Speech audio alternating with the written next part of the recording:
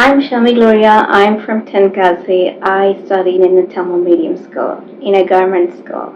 Did I go to spoken English classes? Yeah, a couple of classes. But I didn't like it because they taught grammar. But I wanted to speak in English, so I learned by myself to speak in English. I have started this channel to teach Tamilians to speak English with a proper pronunciation and to sound almost like native speakers. Here on this channel, I give simple tips and tricks to learn to speak English fluently. I'm going to explain the methods that you could apply to speak English faster. I'm going to show you how simple it is to speak this language.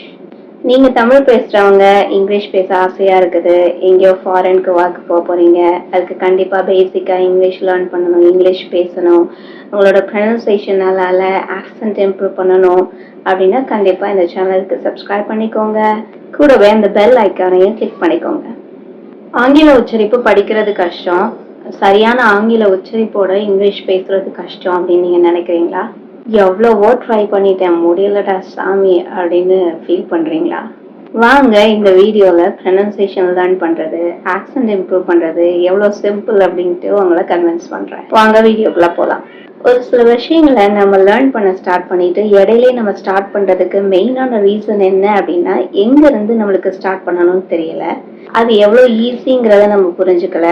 எல்லாரும் சொல்கிறாங்க கஷ்டம்னு, so அது கஷ்டம் அப்படின்னு நம்ம நினைக்கிறதுனால தான். இதை நான் படிச்சே ஆகணும், இதை பேசியே ஆகணும்னு ஒரு முடிவு எடுத்துட்டோம் அப்படின்னா அதில் டேர்னிங் பேக்கே இருக்கக்கூடாது. படிச்சே ஆகிறோம், அவ்வளோதான். அது எப்படி ஆனாலும் சரி, ஓகேவா? ஃபர்ஸ்ட் தமிழுக்கும் இங்கிலீஷுக்கும் உள்ள கொஞ்சம் டிஃப்ரென்ஸை நான் உங்களுக்கு சொல்லி கொடுத்துக்கிறேன். அப்போ உங்களுக்கு இதை புரியறதுக்கு ஈஸியாக இருக்கும். ஏன் நம்மளுக்கு இது ஸ்பீடாக வர மாட்டேங்குது, ஏன் இதை நம்ம கஷ்டமாக ஃபீல் பண்ணுறோம் அப்படிங்கிற ஒரு ஐடியா கிடைக்கும். அதுக்கப்புறம் நீங்களே நிறைய டெக்னிக்ஸ் ட்ரை பண்ணி பேச ஆரம்பிக்கலாம். அந்த டிஃப்ரென்ஸ் பார்த்துலாமா? தமிழ்ங்கிறது வந்து சிலபிள் டைம் லாங்குவேஜ், இங்கிலீஷ் வந்து ஸ்ட்ரெஸ் டைம் லாங்குவேஜ்.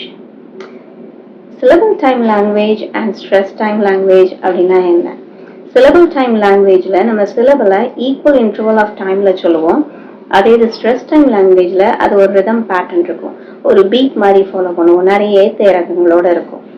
இன்னொரு பெரிய டிஃப்ரென்ஸ் தமிழுக்கும் இங்கிலீஷுக்கும் என்ன அப்படின்னா, நம்ம தமிழ் வார்த்தைகள் எடுக்கும்பொழுது அதை ரொம்ப அழுத்தி பேசுவோம், நாக்கில் உள்ளேருந்து வர வார்த்தைகள், அதே மாதிரி உள்ளே எடுக்கிற வார்த்தைகள் நம்மளோட டயஃப்ரம் கீழே அடி வயிற்றுலேருந்து எடுப்போம். ஆனால் இங்கிலீஷ் பேசும்போது பார்த்தீங்கன்னா ரொம்ப சட்டலாக மெதுவாக பேசுவோம், வாய் ரொம்ப மூவ் ஆகாது, சில வார்த்தைகள்லாம் ரொம்ப சாஃப்டாக இருக்கும், மோஸ்ட்லி அதை தொண்டையிலேருந்து எடுக்கிற மாதிரி வார்த்தைகளாக இருக்கும்.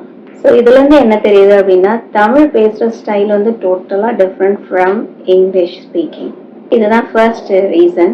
இதுக்கு ஒரு எக்ஸாம்பிள் சொல்கிறேன் பாருங்களேன். தமிழில் கட்டுமரம் சொல்கிறோம்ல, அதே இதை இங்கிலீஷில் எழுதி அதை இங்கிலீஷில் சொன்னோம் அப்படின்னா கேட்டமரன் அப்படிம்பாங்க. அதே மாதிரி இப்போ திருநெல்வேலி சொல்கிறோம், திருநெல்வேலி, திருநெல்வேலி அழுத்தி சொல்கிறோம்ல. ஆனால் இங்கிலீஷில் சொல்லும்போது இப்போ ஃபாரினர்ஸ் வந்து இங்கே வந்து பேசுகிறாங்க, அவங்கள திருநெல்வேலி சொல்லுங்க அப்படின்னு சொல்கிறோம்னா திருநெல்வேலி அப்படிம்பாங்க. அப்போ அவங்களுக்கு வந்து அதை ரொம்ப அழுத்துறது கிடையாது, நம்மளுக்கு இருக்கு, அவங்களுக்கு இருக்கு. ஸோ இந்த மாதிரி சில வேர்ட்ஸ் எல்லாம் டிஃபர் ஆகுது, அதை நம்ம அழுத்தி சொல்ற விதம் டிஃபர் ஆகுறது. அப்படிங்கிறதுனால நம்மளுக்கு அந்த ப்ரொனன்சியேஷன் மேபி நம்ம லேர்ன் பண்றதுக்கு கஷ்டமா தெரியலாம், பட் அது கஷ்டம் கிடையாது.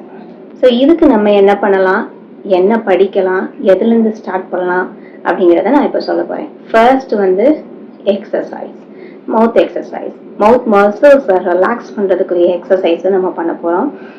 அதுக்குன்னு ஒரு ரிலாக்ஸேஷன் மெத்தட்ஸ் இருக்குது. ஜஸ்ட் வாயை திறக்கணும், இல்லை ஜாவை அங்கங்கே மூவ் பண்ணி பார்க்கணும், இப்படி மூவ் பண்ணி பார்க்கணும், நாக்கெல்லாம் நல்லா உள்ள ரொட்டேட் பண்ணி பார்க்கணும். ஸோ இந்த மாதிரி ப்ராக்டிசஸ் மூலமாக நம்ம மவுத் மசில்ஸை ரிலாக்ஸ் பண்ணிக்கலாம்.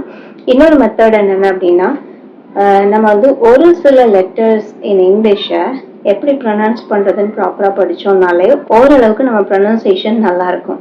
ஸோ அந்த லெட்டர்ஸ் என்னெல்லாம் அப்படிங்கிறத ப்ரீவியஸ் வீடியோவில் நான் அதை மென்ஷன் பண்ணியிருக்கிறேன். நீங்கள் அதை பார்க்கணும் அப்படின்னா அதை போய் நீங்கள் லேர்ன் பண்ணுங்கள்.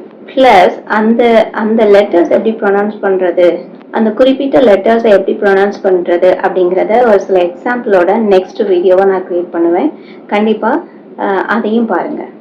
ஸோ இந்த வீடியோ நீங்கள் பார்க்குறதுக்கு டிசைட் பண்ணதுனால நான் நினைக்கிறேன் கண்டிப்பாக நீங்கள் உச்சரிப்பு ப்ராக்டிஸ் நிறைய பண்ணிட்டு இருக்கீங்க. அப்படி பண்ணிட்டு இருக்கீங்க அப்படின்னா நான் நம்புகிறேன் நிறைய இங்கிலீஷ் வீடியோஸ் பார்த்துட்டே இருக்கிறீங்கன்னு. அப்படி பார்க்கும்போது என்ன பண்ணுங்கன்னா நல்ல நேட்டிவ் ஸ்பீக்கர்ஸை அப்சர்வ் பண்ணி பாருங்க. உங்களுக்கு எந்த ஆக்சன்ட் பிடிக்குதோ அந்த ஸ்பீக்கர்ஸை அப்சர்வ் பண்ணிப்பாங்க. உங்களுக்கு இந்தியன் ஆக்சன்ட் பிடிக்குதுன்னா இந்தியன் ஸ்பீக்கர்ஸ் எப்படி பேசுறாங்க அப்படிங்கிறத அப்சர்வ் பண்ணி பாருங்க. அவங்க வாய் எப்படி மூவ் ஆகுதுன்னு அப்சர்வ் பண்ணி பாருங்க. அதுக்கு ஏத்தாப்புல உங்க வாயையும் நல்லா அசைச்சு ப்ராக்டிஸ் பண்ணி பாருங்க. அதே வேர்ட்ஸ் அதே சென்டென்ஸை. அமெரிக்கன் இங்கிலீஷ் பிடிக்குது அப்படின்னா உங்களோட கான்டென்ட் எல்லாமே அமெரிக்கன் இங்கிலீஷ்ல உள்ளது மாதிரி பாருங்க. அவங்க கூடவே சேர்ந்து ப்ராக்டிஸ் பண்ணி பாருங்க. ஸோ சிம்பிளா என்ன பண்ண போறோம், மவுத் எக்ஸசைஸ் கொஞ்சம் பண்ண போறோம், ஒரு சில லெட்டர்ஸ் ப்ராக்டிஸ் பண்ண போறோம், நேட்டிவ் ஸ்பீக்கர்ஸை அப்சர்வ் பண்ணி அவங்க எப்படி பேசுறாங்க அப்படிங்கிறத ஃபர்ஸ்ட் ஒரு கிராஸ் பண்ணி அதுக்கப்புறம் நம்ம அவங்க கூட சேர்ந்து பேச போறோம். தொடர்ச்சியா என்னோட வீடியோ பாக்குறீங்க அப்படின்னா ஷாடோயிங் டெக்னிக் எவ்வளோ இம்பார்ட்டன்ட் இந்த ப்ரொனன்சியேஷன் பில்டிங்ல இந்த இன்டர்நேஷன் லேர்ன் பண்றதுல அப்படிங்கிறத நான் அடிக்கடி மென்ஷன் பண்ணிகிட்டே இருப்பேன். ஏன்னா எனக்கு அந்த டெக்னிக் ரொம்ப ரொம்ப ரொம்ப யூஸ்ஃபுல்லா இருந்துச்சு. நான் தமிழ் மீடியத்துலேருந்து வந்ததுனால எனக்கு அதை பற்றி ரொம்ப அளவு அறிவு கிடையாது. கிராமரில் நல்லா இருப்பேன். ஏன்னா நம்ம டீச்சர்ஸ்லாம் செம சூப்பராக கிராமர் டீச் பண்ணினாங்க எனக்குலாம்.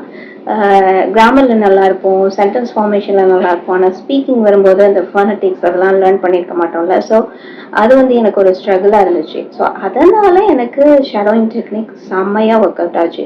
ஆனால் நீங்கள் ஒரு வேளை மெட்ரிகுலேஷன் படிச்சீங்க அப்படின்னா மேபி ஷேடோயிங் டெக்னிக் உங்களுக்கு இன்ட்ரெஸ்டிங்காக இல்லாமல் இருக்கலாம். ஆல்ரெடி உங்களுக்கு பேச தெரிஞ்சிருக்கலாம். ஜஸ்ட் உங்களுக்கு ப்ரொனன்சியேஷன் இம்ப்ரூவ்மெண்ட் தான் வேணும் அப்படின்னா நீங்களே உங்களுக்கு ப்ராக்டிஸ் கொடுத்துக்கலாம். ஏதோ சம் ரேண்டம் டாப்பிக்கை சூஸ் பண்ணிட்டு அதை மிரர் முன்னாடி நின்று பேசி பார்க்குறது, இல்லை ஆடியோ ரெக்கார்ட் பண்ணி பேசி பார்க்குறது, இல்லை வீடியோ ரெக்கார்ட் பண்ணி எப்படி பேசுறீங்கிறத அனலைஸ் பண்ணுறது, இந்த மாதிரி ப்ராக்டிசஸ்லாம் செமையாக ஒர்க் அவுட் ஆகும். ஸோ ஆங்கில உச்சரிப்பு கஷ்டமாக ஈஸியாக இட்ஸ் ஈஸி. அதை நம்ம எடுத்துக்கிற விதத்துல தான் இருக்கு. ஃபர்ஸ்ட் நம்மளுக்கு ஒரு அண்டர்ஸ்டாண்டிங் இருக்கு, அது என்ன எப்படி பண்ணலாம் அப்படின்னாலே நம்ம ஈஸியா லேர்ன் பண்ண ஆரம்பிச்சிடலாம். எந்த ஒரு விஷயங்களையுமே நம்ம தொடர்ந்து ப்ராக்டிஸ் பண்ண தான் அது நல்லா நம்ம அதில் மாஸ்டர் பண்ணுவோம். ஒரு 1 வீக் ஃபாலோ பண்ணேன், அப்படி வரலையே, ரிசல்ட் கிடைக்கலையே, நல்லா பேச மாட்டேங்கேனே அப்படின்னு நம்ம சொல்ல முடியாது. குக்கர்ல அரிசி வச்சிருக்கீங்க, ஒரு விசில் வந்தோடனே நான் இறக்கிட்டு எனக்கு சோறு வந்திருக்குன்னு சொன்னா முடியாது இல்லையா? கண்டிப்பா 3 வருஷம் விட்டாதான் உங்களுக்கு சோறு வந்திருக்கும். அதே மாதிரிதான் ஒரு குறிப்பிட்ட அளவு நம்ம ப்ராக்டிஸ் பண்ணி பார்த்துட்டு அதோட ரிசல்ட்டை பார்த்தாதான் நம்மளுக்கு தெரியும் அது நம்மளுக்கு முடியுமா முடியாதான்ட்டு. ஒரு சின்ன ட்ரைலே எனக்கு இது இன்ட்ரெஸ்டிங் இல்லப்பா நான் விட்டுறேன் அப்படிங்கிறத விட உங்களுக்கு பிடிச்ச மாதிரி ஒரு வேயை ஃபைண்ட் அவுட் பண்ணி அதை ஃபாலோ பண்ணி அதை அட்லீஸ்ட் மினிமம் 1 மந்தாவது தொடர்ச்சியாக டெய்லி நீங்கள் ப்ராக்டிஸ் பண்ணிட்டு வந்துட்டு அதுக்கப்புறம் நீங்கள் சொல்லணும் அது கஷ்டமா இல்லையான்ட்டு. கண்டிப்பாக சொல்லுவீங்க அதுக்கப்புறம் இது கஷ்டம் இல்லை, நிறைய இம்ப்ரூவ்மெண்ட் இருக்குது அப்படின்னு சொல்லி. நான் சொன்ன இந்த டிப்ஸ் எல்லாம் ஃபாலோ பண்ணுங்க. இன்னும் நிறைய வீடியோஸ் உச்சரிப்பு சம்பந்தமா இன்னும் கிராமர் சம்பந்தமாகவும் சில வீடியோஸ் போடலாம் அப்படின்னு சொல்லிட்டு நான் மைண்ட்ல நினைச்சிருக்கிறேன். அப்படி உங்களுக்கு கிராமர் ரிலேட்டட் இல்லைன்னா ஸ்போக்கன் இங்கிலீஷ், ப்ரொனன்சியேஷன் இம்ப்ரூவ்மெண்ட், இன்டர்நேஷன் எப்படி படிக்கிறது, இந்த மாதிரி உள்ள டவுட்ஸ் எல்லாம் எனக்கு காமெண்ட் பாக்ஸ்ல தெரியப்படுத்துங்க. நான் உங்களுக்கு அதுக்காக வீடியோ ரெடி பண்ணி போடுறேன். That's it for today. இந்த வீடியோ உங்களுக்கு பிடிச்சிருக்குன்னு நினைக்கிறேன். அப்படி பிடிச்சிருந்தா கண்டிப்பா லைக் பண்ணுங்க, ஷேர் பண்ணுங்க, சப்ஸ்கிரைப் பண்ணுங்க, கூடவே சேர்த்து அந்த பெல் ஐக்கானையும் கிளிக் பண்ணிக்கோங்க. உங்களை அடுத்த வீடியோல மீட் பண்ற வரைக்கும் பாய்.